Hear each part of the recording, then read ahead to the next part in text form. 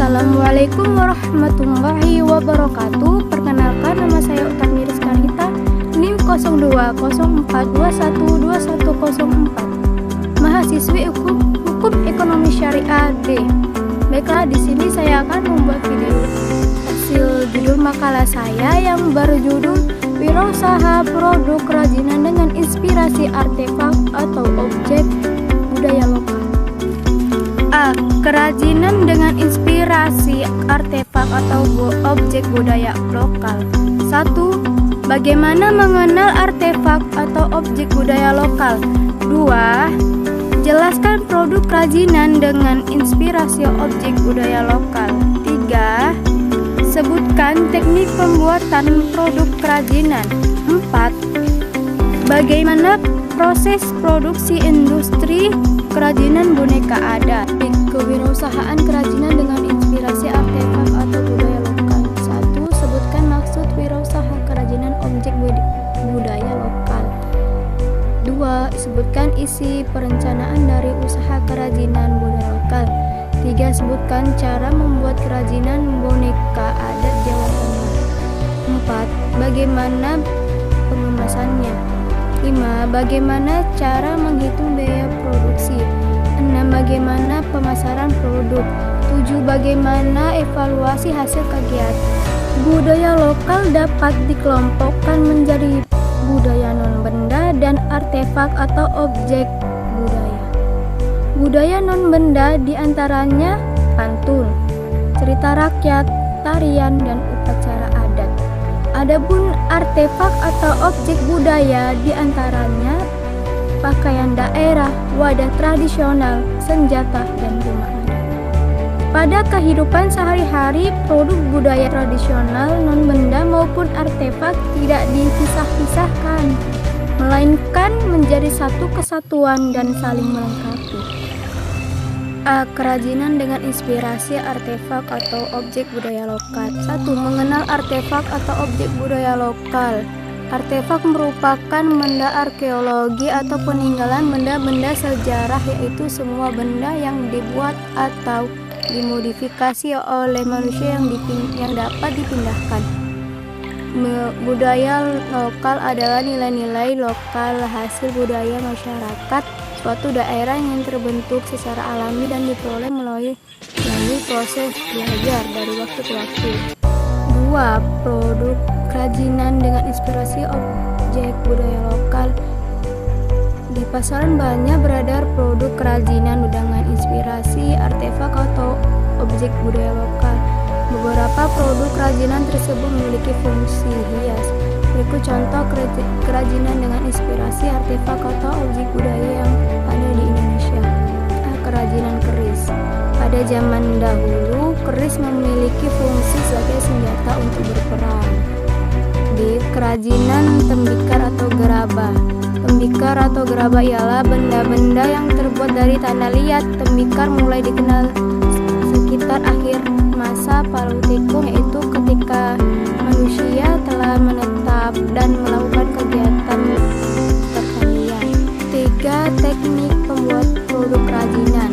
Teknik pembuat produk kerajinan dapat dibedakan berdasarkan bahan pembuatannya, yaitu bahan lunak dan bahan keras. Adapun teknik yang dapat digunakan untuk membuat karya kerajinan antara lain membentuk, menganyam, menenun, dan mengukir.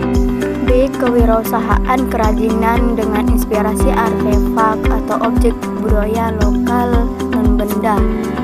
1. Wirausaha kerajinan objek budaya lokal. Wirausaha adalah seorang yang berani berusaha secara mandiri dengan mengerahkan segala sumber daya dan upaya meliputi kepandaian mengenali produk baru, menentukan cara produksi baru, menyusun operasi untuk pengadaan produk baru, memasarkannya, serta mengatur permodalan operasinya untuk menghasilkan sesuatu yang bernilai tinggi. Seorang wirausaha harus memiliki karakteristik kewirausahaan, yaitu A. Berani menghadapi resiko. B. Berorientasi ke masa depan. C. Jujur dan tekun. D. Memiliki jiwa kepemimpinan. E. Memiliki keorisinil ide yang kreatif. 2. Perencanaan usaha kerajinan objek budaya lokal. Seorang wirausaha sebelum melakukan usahanya perlu melakukan perencanaan usaha. Perencanaan adalah proses penentuan bagaimana suatu organisasi dapat mencapai tujuannya melalui serangkaian aktivitas yang ditunjukkan pada proses analisis, evaluasi, seleksi di antara kesempatan-kesempatan yang diprediksi terlebih dahulu. 3. Membuat kerajinan boneka adat Jawa Tengah. Berikut langkah-langkah membuat kerajinan boneka adat. Baiklah, saya potong untuk mempersingkat waktu. 4. Pengemasan. Kemasan digunakan untuk melindungi barang kerajinan dari kerusakan dan keoresan dari luar benda akibat pendistribusiannya. Kerajinan boneka adat biasa dikemas dengan plastik atau mika.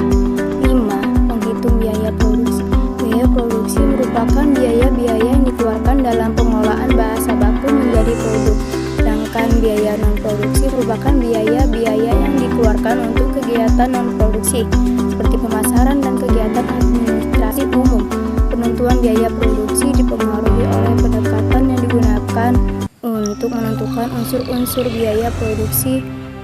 6. Pemasaran produk. Biasanya setiap perajin sudah memiliki pelanggan yang menaruh kepercayaan penuh kepada perajin tersebut.